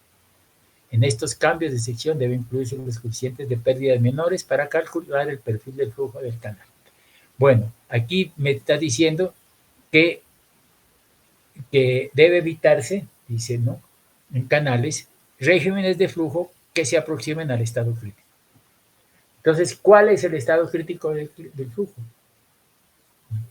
Cuando la profundidad es igual a la profundidad crítica. O sea, que la profundidad del canal es igual a la profundidad crítica. Entonces decimos nosotros, ahí está el estado crítico. ¿Y qué pasa cuando el estado crítico el estado del flujo es crítico? ¿Cuándo es? Cuando el número de Freud es igual a la unidad. O cuando Y es igual a Y crítica. Entonces ahí tenemos el estado crítico. Cuando Y es igual a Y crítica o el número de Freud es igual a 1.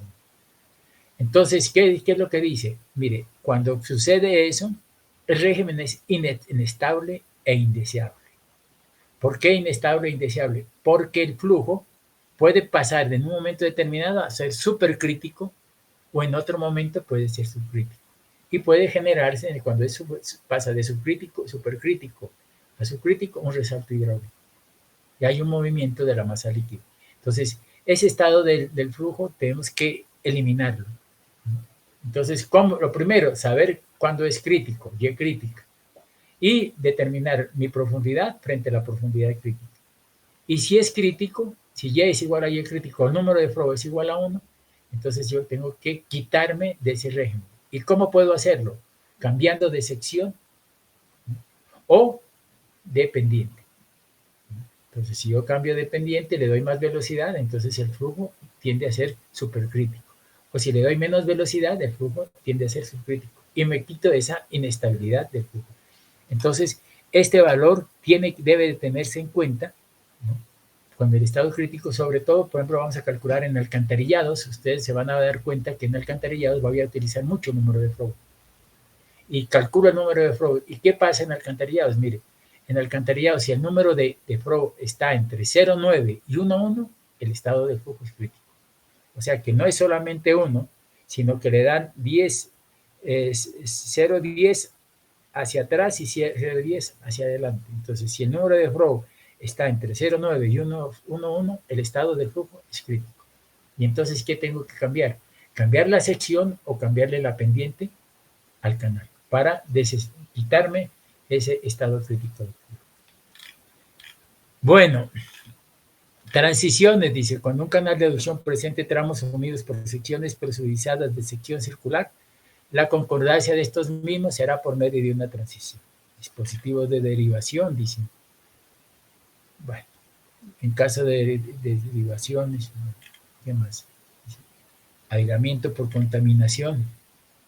En general debe preservarse la calidad biológica del agua diseñando la aducción, ya sea con un conducto cerrado o una canalización cubierta. Los canales abiertos o con recubrimiento. Miren ustedes que en todo les dicen, ¿no? Aquí, un conducto cerrado o una canalización cubierta, y acá no entienden. No sé si ya entenderían. Los canales abiertos o con recubrimientos discontinuos deben estar protegidos de la escorrentía superficial mediante jariñones situados por encima del nivel del terreno adyacente. En todos los casos, las aguas de escorrentía deben ser convenientemente canalizadas sin que la aducción se convierta en un obstáculo para su paso. Bueno, aquí está. Bueno, veríamos esto, que es el borde libre. Dice, un término frecuente en canales es el de borde libre, el cual se refiere a la distancia entre el nivel de las aguas cuando el canal transporta el caudal de diseño y la parte superior del canal o corona de los muros. O sea, que yo generalmente calculo la altura del canal y le dejo un espacio, y ese espacio es borde libre. ¿Para qué es ese espacio?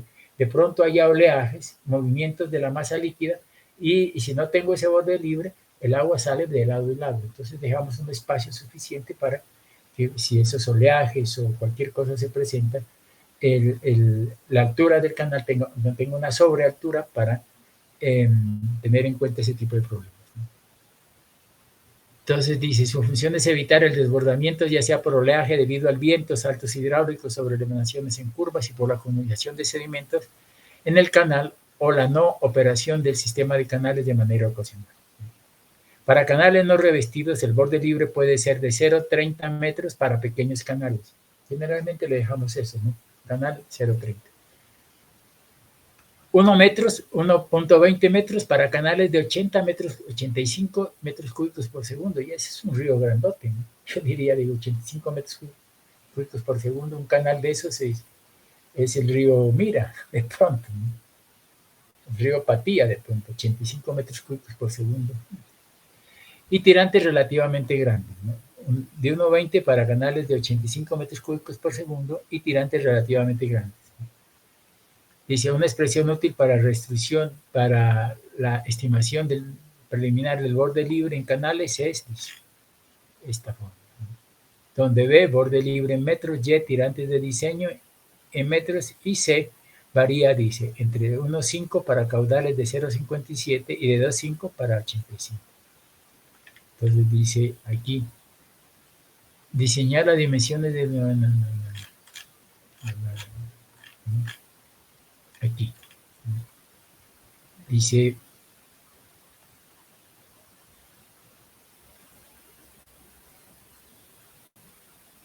por ejemplo, en esta, ¿no? C por Y sub n. Bueno, vamos a ver este ejercicio que hicieron de borde libre. Entonces, dice, determinar las dimensiones de un canal trapezoidal que transporta 6 metros cúbicos por segundo. El canal será revestido en concreto áspero y la pendiente de 0.018. Se estima el factor de n, 0.016. Bueno, esto ustedes ya lo han visto, no lo vamos a ver nosotros. El área, el radio hidráulico, área sobre perímetro. Aquí está la profundidad, el área, el perímetro, el radio hidráulico y AR a la 2/3. De esto dice la velocidad máxima permisible, pues velocidad caudal sobre área, si la tenía en el área me da 1,85.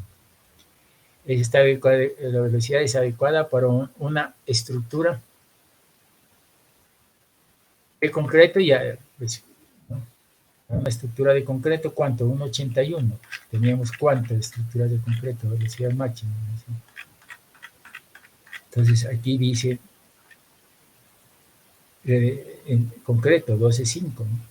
Si yo tengo 1,80, dice, no, pues esto es suficiente.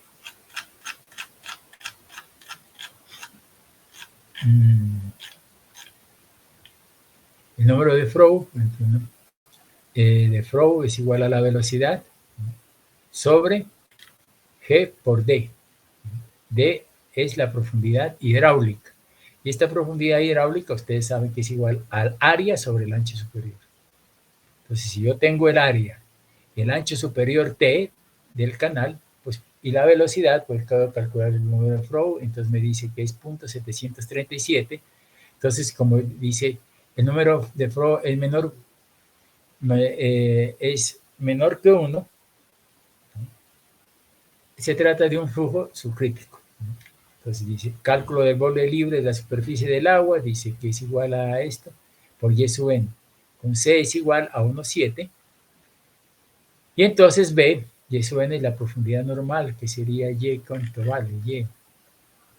Aquí está Y, 0,79, ¿no? Entonces tendríamos nosotros que 0,79 por un valor de C que es 1,7 y me da un borde libre de 0,64. Se toma 0,65. Se estima la altura del revestimiento sobre la superficie en 0,65 metros, pero fíjense ustedes el caudal, ¿no? El caudal era de ¿cuánto? De 6 metros cúbicos por segundo. Entonces allí teníamos nosotros que para canales de 1,2 para canales relativamente grandes, ¿no? Y pues como no es grande, entonces se aplica la fórmula bajo esas condiciones. Bueno, aquí tenemos todo. Bien, entonces con esto, ¿no?, terminamos los conductos en canales abiertos y en la próxima clase vamos a trabajar estos conductos cerrados a presión. Entonces tendremos la clase del día de mañana.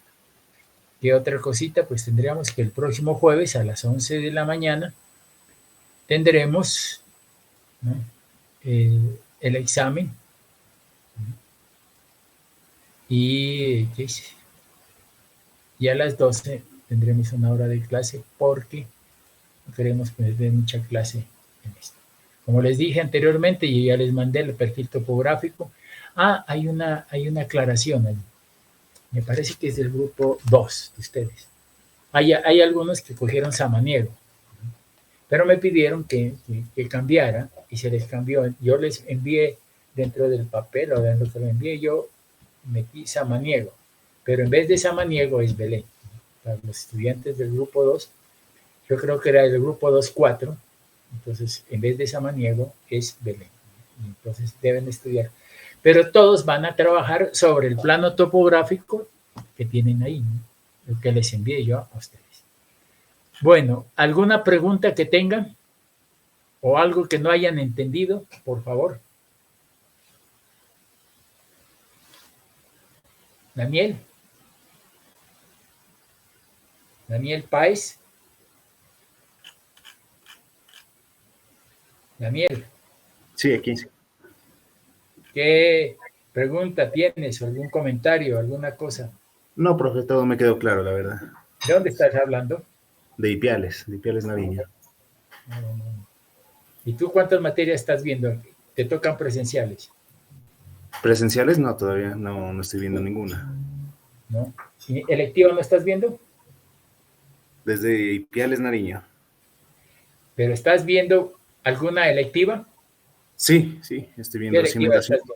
cimentaciones especiales. Ah, bueno, tienes que ver, porque si no tienes que venirte por cimentaciones.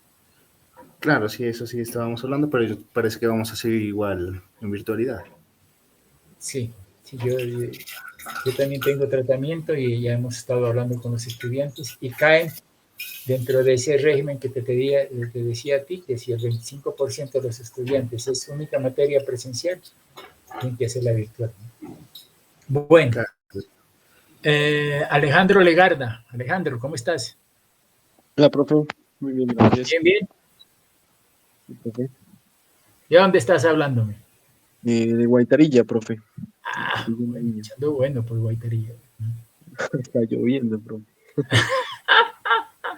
Aquí ayer estaba lloviendo, estaba frío. Todo el día, sí. Sí. Bueno, ¿qué pregunta tienes? ¿Alguna preguntita? No, profe, no. Por el momento, sobre el proyecto, pero creo que sí me la resolvieron, pero no. Por el momento no. Bueno, cuando tengan alguna pregunta del proyecto me avisan, porque ya tienen que estar empezando a trabajar ese proyecto, me preocupa. Y Sí. los que quieran alguna pregunta sobre el proyecto lo podemos hacer en Jitsi, ¿no? A tales horas, entonces ustedes me muestran el proyecto. Aquí con este se puede compartir. Entonces me muestran el proyecto y vemos a ver qué está pasando o qué puede hacer o qué, ¿no? Es decir, para que no se vea que, ¿no? Porque ustedes me vienen aquí y en definitiva, si me muestran el proyecto y está mal, pues de malas. Pues, ¿no? Sin embargo, si van en revisión y toda esa cosa, hagamos esto, o pregúntenme, o mándenme la copia por WhatsApp, ¿no? Alguna cosa para yo revisarles. Estoy a su entera disposición, señores estudiantes. Bueno, Danilo Orozco. Joven Danilo, ¿cómo está? ¿De dónde habla? De Belén, profe. ¿Usted es de Belén? Ahí hay un Sí. proyecto de Belén. Sí, profe, ese es de nosotros. Ah, sí. ¿Fueron a la Sí. Bocatoma? Sí, ya hicimos la visita. ¿Qué tal esa visita? Lejísimos. ¿Ah? El agua donde traen el agua es bien, es casi cerca del volcán Doña Juana. Ah, bueno, si es que el problema, la ventaja de eso es que tienen que visitarlo y aprender qué es una bocatoma, qué es un desarenador. Todo eso es importante, ¿no? Ya, por lo menos usted que es de Belén ya sabe cómo es la bocatoma, ¿no? Sí, profe. Yo, por ejemplo, yo vivo en Pasisara y ya me he visitado como 10 veces esa bocatoma. Las fotos que yo les envié de bocatomas, esas son de la bocatoma de Pasisara. Y en eso estamos trabajando. Bueno, aquí hay varios compañeros de nerviosismo, ¿no? Un compañero de nerviosismo hasta ya estaba sacándose los mocos ahí. Estaba viendo yo ahí, ¿no? no se dio cuenta que estaba prendida la cámara, ¿no? Ese es el problema. A mí a veces me han cogido hablando, ¿no? Con los profesores y yo con el micrófono abierto. Bueno. John Gómez. John. ¿Cómo estás, John?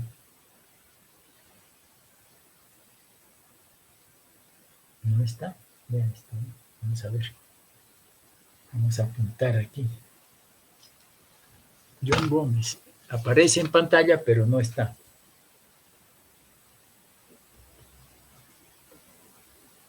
Como yo tomo fotos de esto,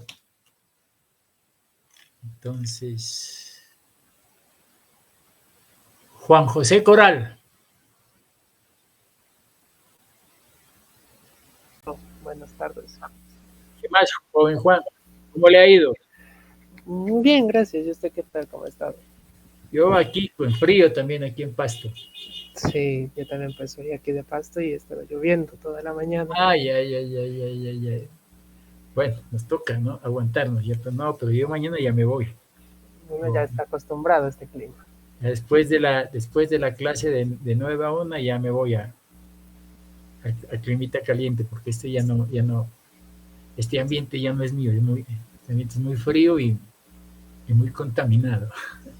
Y sobre todo ahora que está ese coronavirus como que se agitó nuevamente, ¿no? Entonces sí, ese es el problema. Por las festividades estuvo... Ajá. Ahora están pagando los abrazos en época de carnavales. ¿Tienes alguna pregunta? No, con respecto al tema no, ingeniero. Solo sería pues cuando hace el envío de la unidad 7. Ya, sí. Sí, apenas terminemos la unidad, se las envío. Inclusive voy a ver si se las envío más. Es que sabes qué es lo que pasa en la unidad, que yo voy corrigiendo algunas cosas. Ah, ok. Entonces, por eso no quiero mandarla, porque yo veo algún error y lo corrijo, y entonces apenas terminemos la unidad 7, pum, se las mando, porque ya está corregido. ¿Sí? Pero si puedo yo, se las mando antes. Es más, la unidad 7, ustedes pueden ver las clases en el futuro, pues pueden verlas por YouTube, ¿no? Ahí están las clases también. Y están todos los temas. Muchas gracias. Tienen buen material ustedes. Bueno, vamos a ver el último que hice.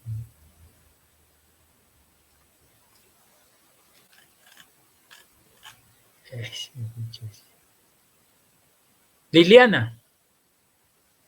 A ver, una niña, Liliana. ¿Cómo está, Liliana? Hola, profe. Bien, ¿y usted? Bien, ¿Cómo profe. está, Liliana? ¿Bien? Sí, profe, bien. Bueno, cuénteme una cosita. ¿De dónde está hablando? De Pasto. Bueno, ¿tú eres de acá? Sí, profe, ajá. Bueno, pero desafortunadamente ni siquiera nos conocemos. Nos vemos en la calle y no nos conocemos. No. No, profe. Pero claro que esto es medio cruel, ¿no? Pero son alternativas que ya se están presentando y estaba oyendo yo oyendo algunos candidatos, ¿no? Esos que están para presidente. Y uno de ellos hablaba sobre la universidad digital, ¿no? Entonces, fíjate que ya el concepto de universidad presencial ya está poco, ¿no? Y argumentaba él, ¿no?, que la universidad digital se puede expandir mucho más estudiantes, ¿no? Entonces, porque yo puedo editar aquí una clase para 1000 estudiantes y no tengo problema. 1000, 10 o 100 es igual, ¿no? El problema es, decía él, que debía de tener computador, ¿no? Pero yo lo veo con ustedes, con 40, 50 estudiantes, y todos, casi todos, y en exámenes todos, se comunican, ¿no? De una u otra forma, pero se comunican. O sea que la universidad digital, a mí, yo la veo muy real. Es más, ustedes van a tener una oportunidad grandísima de hacer especializaciones, maestrías y doctorados virtuales, ¿no? Porque esa es la nueva. A mí que no me vengan con lo presencial, porque eso de presencial ya pasó de moda. Todo es virtual. Claro que hay cosas, por ejemplo, los laboratorios, los exámenes también, ¿no? Pero muchas cosas, ustedes ven, tienen mucho material, ¿no? Proyecto, libro, YouTube, yo me presento, mejor dicho, por todos lados estoy yo, ¿no? Pero eso es, ¿no? Y no he necesitado ya de hacerlo de manera presencial. Sin embargo, en la universidad, pues ya están tratando, ¿no? Y el gobierno también está tratando de implementar esas políticas. Sin embargo, hay espacios de la universidad que quieren hacer híbrido, ¿no? O sea, por ejemplo, teoría virtual y la práctica presencial. Pero pues hemos tenido como los estudiantes que yo tengo en tratamiento de aguas residuales, que hay a la mayor parte de estudiantes solamente vendrían por esa materia y es selectiva. Las materias de pensum ustedes todas tienen que ser virtuales. Como les decía yo anteriormente, ustedes ya terminan virtuales, muchachos, no hay nada que hacerles. No sé qué va a hacer la universidad, pero yo le dije desde hace como 3 años, desde que inició la pandemia, les dije, mire, el otro y el otro y el otro van a ser virtuales. Y siguen molestando con la presencialidad y nos tienen a nosotros como docentes trabajando en la presencialidad. Sí, hombre, la presencialidad ya en la universidad ya tiene que acabarse. Como le digo, ustedes tienen esa gran oportunidad de hacer especializaciones, maestrías y doctorados virtuales. Y eso tienen que aprovecharlo ustedes, ¿no? Y en las mejores universidades del mundo, ¿no? Eso es lo mejor, ¿no? Bueno, señores estudiantes, entonces mañana ya nos vemos a las 9 de la mañana y trabajaremos sobre conducciones. Muchas gracias, muy amables, muy agradecidos.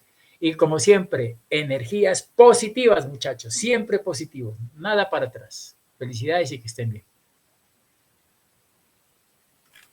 Hasta luego, profe. Bueno, Hasta luego. Bueno.